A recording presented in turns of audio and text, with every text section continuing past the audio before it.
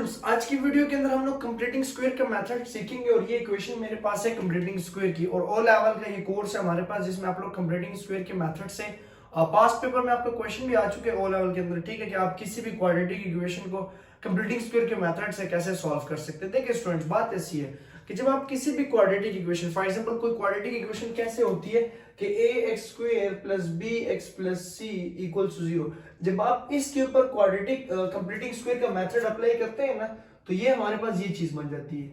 आप वैसे चेक कर लीजिए, मैं आपको अभी वो सिखा दूंगा। ठीक है, b² - 4ac / 2 है, मतलब ये क्वाड्रेटिक फार्मूला बन जाता है जब हम इसके ऊपर भी कंप्लीटिंग स्क्वायर का मेथड अप्लाई। तो मतलब जो क्वाड्रेटिक इक्वेशन है ना उसके लिए जो परफेक्ट मेथड है वो कंप्लीटिंग स्क्वायर का, और ये आपको आना चाहिए। जिस तरह का मर्जी मैं आप लोगों को सिखाऊंगा, सिर्फ 5 स्टेप्स आपने याद करने हैं। कितने 5 steps? The first step is कि जब आपके पास ये कोफिशिएंट ऑफ x है, जो आपके पास फर्स्ट स्टेप है, जो कोफिशिएंट ऑफ x के साथ जो भी वैल्यू है ना आपने डिवाइड कर देना है बोथ टर्म के साथ। तो coefficient of x² value divide on each term, divide on each term. ठीक है, आपने उसको ईच टर्म के साथ क्या कर लेना है, डिवाइड कर देना है। अब यहाँ पे मेरे पास क्या है कि 4x² - x - 3 = 0, तो मेरे पास कोफिशिएंट ऑफ x के साथ 4 है तो 4 इधर भी डिवाइड, यहाँ पे भी डिवाइड और यहाँ पे भी डिवाइड। अभी इससे क्या होगा कि 4 और 4 कट हो जाएगा। अब जब 4 और 4 कट जाएगा तो हमारे पास जो टर्म आएगा वो x² - x और 4 - 3 और 4 = 0।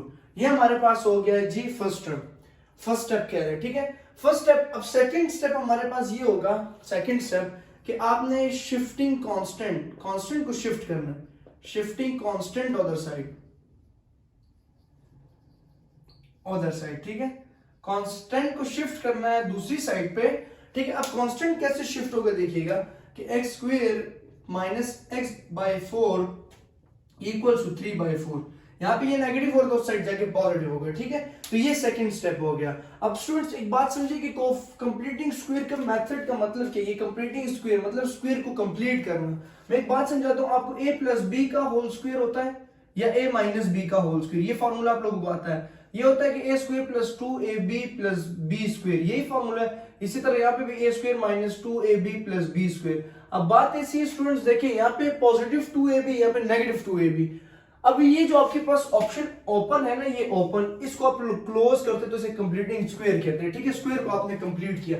अब यहाँ का स्क्वायर कंप्लीट नहीं, फॉर एग्जांपल यहाँ पे x² है लेकिन यहाँ पे हमारे पास कोई हो सकता है कभी स्क्वायर आ भी जाए, मतलब कोई परफेक्ट स्क्वायर वैल्यू, लेकिन अभी नहीं है तो हम इसको कंप्लीटिंग स्क्वायर वाले मेथड से इसीलिए कर रहे हैं। अभी यहाँ पे इसका स्क्वायर कंप्लीट करेंगे, ये दो फार्मूलाज हमारे पास आएंगे। ठीक है, अब इसको आपने याद रखना है। देन इसके बाद आप क्या करेंगे, जो अब थर्ड इक्वेशन है, जो थर्ड स्टेप है वो बहुत इंपॉर्टेंट स्टेप है। वो ये स्टेप है कि आपके पास देखिए हमने इसके ऊपर वर्क कर लिया, कोफिशिएंट ऑफ x² के ऊपर वर्क कर लिया और कांस्टेंट दोनों टर्म्स के ऊपर। अब मिडिल टर्म जो रहती है, मिड टर्म, इसके ऊपर वर्क करना बाकी है।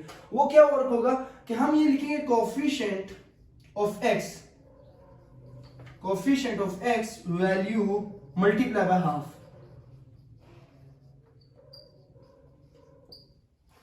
ठीक है, मल्टीप्लाई बाय हाफ। हाफ का मतलब क्या हुआ, 1/2। मतलब कोफिशिएंट ऑफ x के साथ जो वैल्यू है वो x के साथ, तो x के साथ आप 1/4 लिख लें।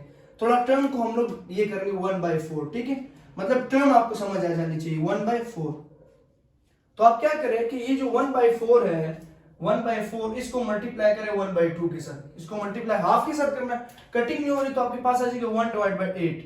अब आपने क्या करना है, इसका होल स्क्वायर ले लेना। Now squaring on both side. ठीक है, ये जो टर्म आपके पास आई ये b टर्म आ गई, ये क्या आ गई, ये b टर्म है। अब b टर्म को आपने कैसे सिंप्लीफाई करना है वो देखिएगा कि b टर्म के अंदर आपने इस जो हमारे पास इससे ये वर्क हुआ, ये वाला जो टर्म आई है, इसको ऐड करना है, ऐड ऑन बोथ साइड। ठीक है, अभी ऐड क्यों होगा, क्योंकि ऐड इसलिए, ये फोर्थ स्टेप है। ठीक है, फोर्थ स्टेप के अंदर क्या करना है कि ऐड हमारे पास हो जाएगा 1/8 का whole square on both side. 3 part के अंदर क्या था कि हम लोग इसको ऐड क्यों करते हैं, why with this term add on both side, because यहाँ पे आप देख सकते हैं कि जो b का टर्म है हम b बनाने की कोशिश करते हैं। ये जो b की टर्म है ना, b की टर्म हमारे पास ऐड हो रही है, सब्ट्रैक्ट नहीं हो रही, तो हम इस टर्म को ऐड ही करेंगे कि ये हमने b बनाया है। ठीक है, इस इक्वेशन के साथ आप इक्वेशन का नाम भी दे दें कि इक्वेशन स्टार, हम इक्वेशन स्टार के साथ बोथ साइड कर लें इक्वेशन स्टार, ठीक है। ठीक है, अब स्टार इक्वेशन के पास हमारे पास क्या होगा, x square over 4x plus 1/8 का whole square equals to 3/4 plus 1/8 का होल स्क्वायर। यहाँ पे हम लोगों ने क्या किया कि बोथ साइड टर्म को ऐड कर दिया, जैसे यहाँ पे ऐड किया और यहाँ पे ऐड किया, ठीक है। अब ऐड करने के बाद ये देखिए ये a बन गया, ये 2ab बन गया, ये b स्क्वायर बन गया। इसको हम लोगों ने सिंप्लीफाई करना है, वो साइड भी सिंप्लीफाई, ये भी। अब इसका आप डायरेक्ट फार्मूला क्लोज करते हैं कि ये a है और ये अंदर वाली टर्म b। यहाँ माइनस से हमें ये पता चल रहा है कि ये माइनस का फार्मूला है, तो 1/8 का होल स्क्वायर। इसी तरह 3/4 प्लस 1/64, 8 का स्क्वायर 64, ठीक है। अब ये वैसे इसको चेक करें कि ये वाकई ये चीज बनती है, तो a स्क्वायर माइनस 2a है x और b है 1/8, ठीक है। और हमारे पास आ जाएगा प्लस 1/8 का होल स्क्वायर।